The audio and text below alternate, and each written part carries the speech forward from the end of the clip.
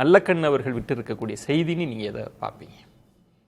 அவருடைய வாழ்க்கை என்பது ரொம்ப ரொம்ப ஒரு வித்தியாசமான ஒரு வாழ்க்கை. ஒரு சாதாரண ஒரு அரசியல்வாதியினுடைய வாழ்க்கை என்பது கிட்டத்தட்ட ஒரு நேர்கோட்டில் போகும். ஆனால் இவருடைய வாழ்க்கை பலருக்கு அது தெரியாது.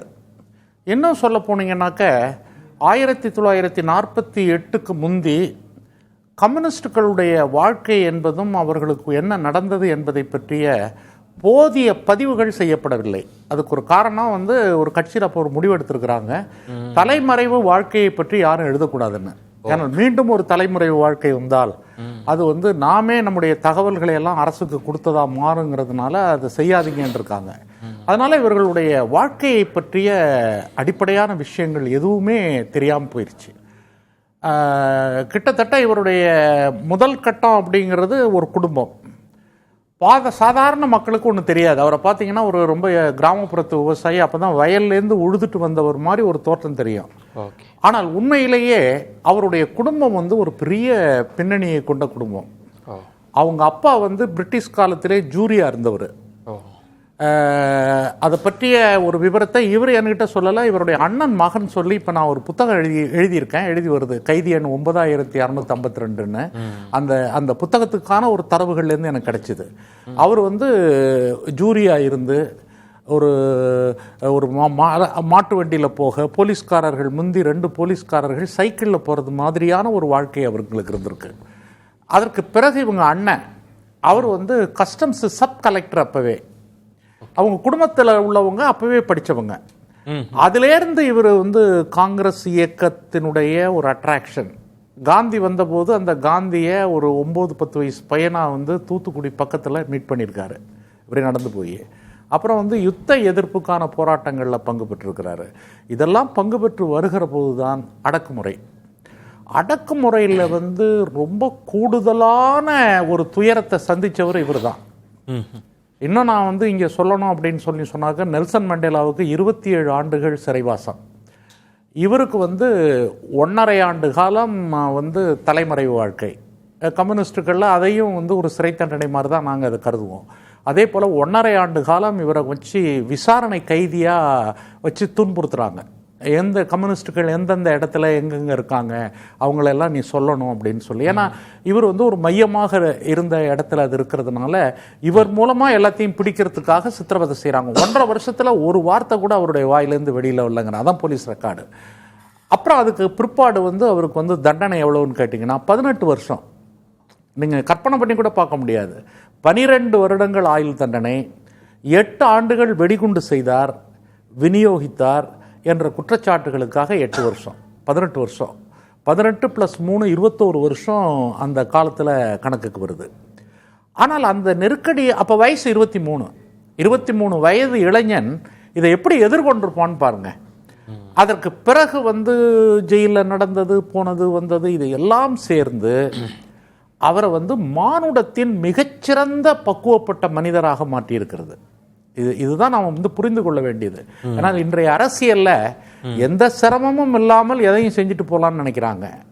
ஆனால் ஒரு சமூக மாற்றத்துக்கு நின்ற தலைவர்கள் ஒரு கண்ணுக்கு தெரியறது மாதிரி, ஒரு நெல்சன் மண்டேலா 27 வருஷம் அவர் ஜெயிலில் இருந்து அவர் உருவாக்கின கருதுகோள்கள் உலகத்துக்கே வழிகாட்டக்கூடிய கருதுகோளாக. அதுக்கு என்ன காரணம்னா அதுதான் காரணம்.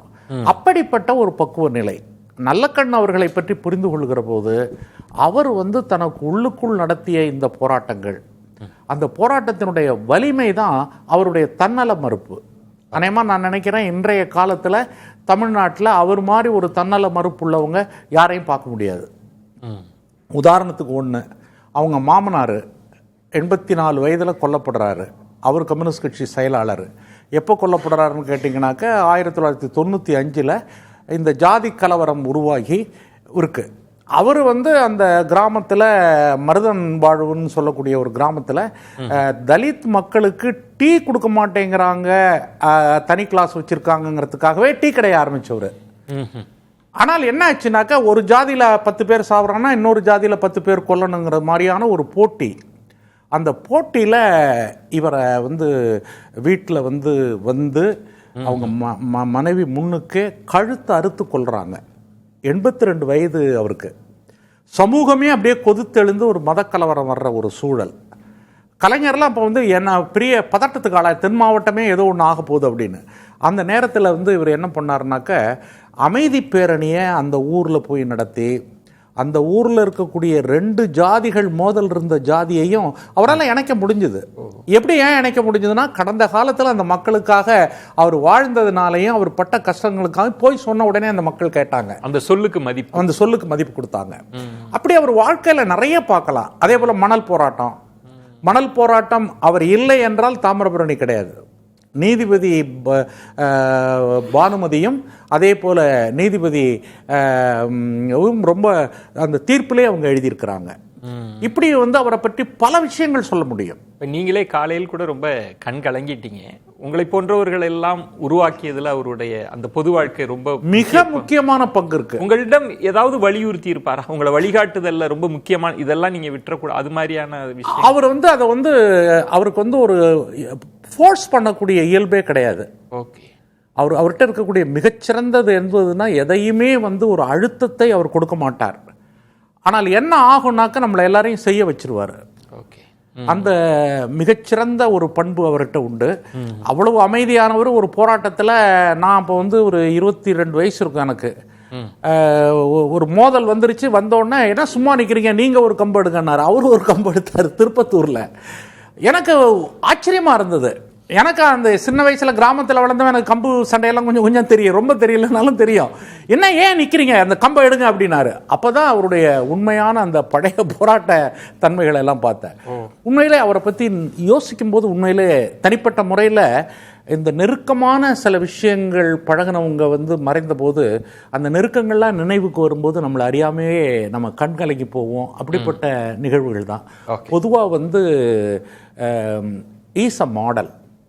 ஒரே வரியில் நான் சொல்லணும்னா, 21ஆவது நூற்றாண்டுக்கு ஒரு அரசியல் வேணும். அந்த அரசியல் மக்கள் அரசியல். கட்சிகளின் அரசியல் பல்வேறு நெருக்கடிக்கு ஆளாயிட்டு இருக்கு. அந்த நேரத்தில் மகாத்மா காந்தி ஒரு காலத்தில் இருந்தது போல, தந்தை பெரியார் ஒரு காலத்தில் இருந்ததை போல, அம்பேத்கர் ஒரு காலத்தில் இருந்ததை போல, அதிகாரம் இல்லாமல் மக்கள் அதிகாரத்தையும் சமூக சக்திகளையும் ஒருங்கிணைக்கக்கூடிய இன்னொரு அரசியல் ஒன்று தேவைப்படுது. அந்த அரசியலால தான் அரசியல் கட்சிகள் கட்டுப்படுத்தப்படணும். அரசியல் கட்சிகள் எல்லாத்தையும் கட்டுப்படுத்துது இப்ப. அதனால அந்த மக்கள் சக்தியால் கட்டுப்படுத்தக்கூடிய ஒரு தியரியை பற்றி நீங்க யோசிச்சீங்கன்னா, இன்னைக்கு லத்தீன் அமெரிக்க நாடுகள், உலகத்துல பல நாடுகள்ல அந்த மாற்றம் வருது.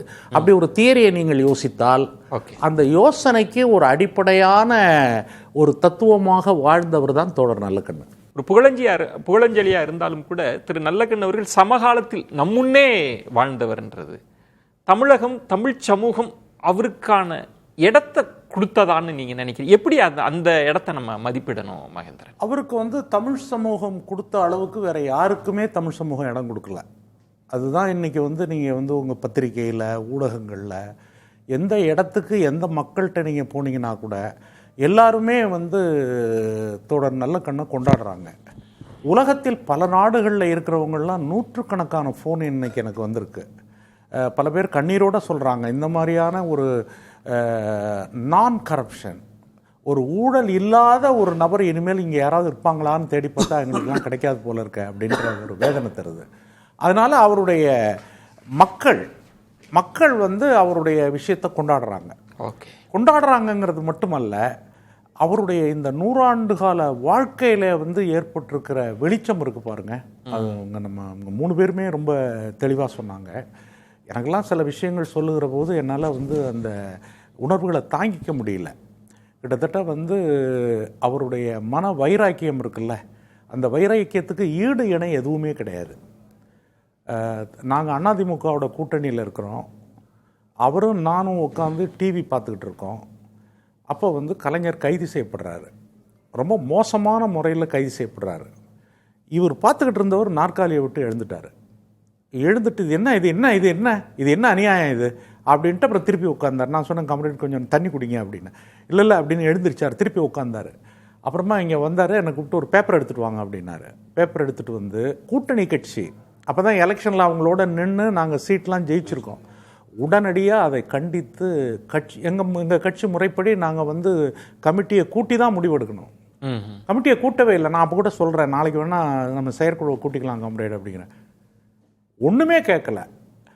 அப்படி கட்சி கூடிய மேல் நடவடிக்கை எடுத்தால் பரவாயில்ல, அதை இது எப்படி இதை ஏற்றுக்க முடியும் அப்படின்னு உடனடியாக அந்த அறிக்கையை எழுதி அவர் வெளியிட்டார். அதுக்கு பிறகு தமிழ்நாட்டு அரசியலில் ஒரு பெரிய மாற்றமே ஏற்பட்டது. அதே போல் கலைஞர் அவங்க சொன்னது ரொம்ப கரெக்டு. கலைஞருக்கு இவர் மீது வைத்திருந்த அன்பு இருக்கு பாருங்க, வேற யாரும் கிடையாது. ஆனால் அவருக்கு ஜீவா மேலே அந்த அன்பு உண்டு. ஜீவாபா எங்கள் அண்ணன் அப்படின்வார். ஜீவாவும் கலைஞர் நான் தனியாக பேசிகிட்டு இருக்கும்போது சொல்லுவார், நான் அண்ணன் எழுதுவாங்க, நான் கார்ட்டூன் போட்டு அண்ணனை கிண்டல் பண்ணுவேன், அவங்க பார்க்கும்போது கேட்பாங்க நீ தானே எழுதுன இது அப்படின்னு கேட்பாங்க.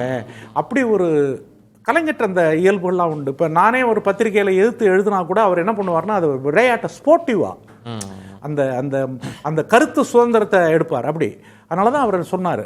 அவங்க சொன்னதில் ரொம்ப முக்கியமான விஷயம், அந்த கூட்டத்தில் எனக்கு 2 கண்ணில் ஒரு கண் பழுதடைஞ்சிருச்சு. அங்கே தான் அவர் சொல்கிறாரு. அது வரைக்கும் அவர் சொன்னதே கிடையாது கலைஞர். அது ஒரு கல்லறிப்பட்டு அது பழுதடைஞ்சிருக்கு. நான் இதை யாரிடமும் சொன்னதில்லை, இங்கு தான் சொல்லுகிறேன், நல்ல கண்ணுக்காகத்தான் சொல்லுகிறேன். அந்த நல்ல கண்ணு அந்த கண்ணு போயிருச்சு. ஆனால் ஒரு கண் எனக்கு போனால் என்ன, மற்றொரு கண் என் மனசில் இருக்குது, அதுதான் நல்ல கண் அப்படின்னாரு.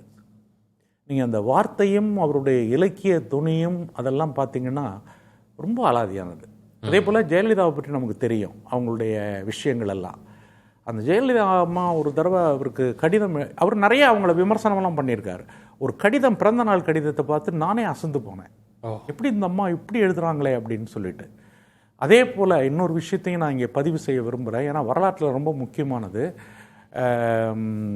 ஒரு நாள் மூப்பனார், ஆர்என்கே, இவர் கூட இருந்திருக்கிறார், அவர் நம்ம நாடாளுமன்ற உறுப்பினராக இருந்த நம்ம பீட்டர் அல்ஃபோன்ஸ் இருந்திருக்காங்க. இருந்திருக்கும்போது அவர் மூப்பனார் ஐயா அங்கேருந்து இன்னைக்கு எனக்கு பிறந்த நாள் அப்படின்னு யாரும் அவருக்கு பிறந்த நாள்னு சொல்லியிருக்காங்க. அப்போ உங்களுக்கு என்ன வயசு நல்ல கண்ணு அப்படின்னு கேட்டிருக்காரு. சொன்ன உடனே என்னை விட 3 வயசு நீங்கள் மூத்தனீங்க, அப்புறம் கொஞ்சம் நிமிர்ந்து நின்றுங்க அப்படின்ட்டு அவருடைய தோளில் இருக்கிற வேட்டியை எடுத்து இடுப்பில் கட்டிக்கிட்டு அவர் காலை தொட்டு ஆசீர்வாதம் என்ன பண்ணுங்கன்னு இருக்காரு. எங்கள் கருத்தில் அவர் பெரிய லேண்ட்லார்டு, அவரை எதிர்த்து நாங்கள் நடத்தாத போராட்டம் இல்லை, அவர் நிலத்தையே பல இடங்களில் நாங்கள் கைப்பற்றணும், நானும் கூட அந்த போராட்டத்தில் இருந்திருக்கேன். ஆனால் அவருடைய மனநிலை ஒரு கட்டத்தில் அது இன்னைக்கும் அது அவசியம்னு நான் நினைக்கிறேன். இன்னைக்கும் பாசிச எதிர்ப்பு அப்படின்னு நம்ம சொல்றோம்ல, அந்த பாசிச எதிர்ப்பில், இந்துத்துவ எதிர்ப்பில் யாரெல்லாம் உறுதியாக இருந்தார்களோ, மூப்பனார் ஒரு உறுதியானவர், காமராஜ் ஒரு உறுதியானவர், நல்ல கண்ணுடைய உடலை துண்டு துண்டு ஆக்கினாலும் கூட அது ஒவ்வொரு ரத்தமும் இந்துத்துவ எதிர்ப்பில் தான் நிலை கொண்டிருக்கும். பேசலாம்.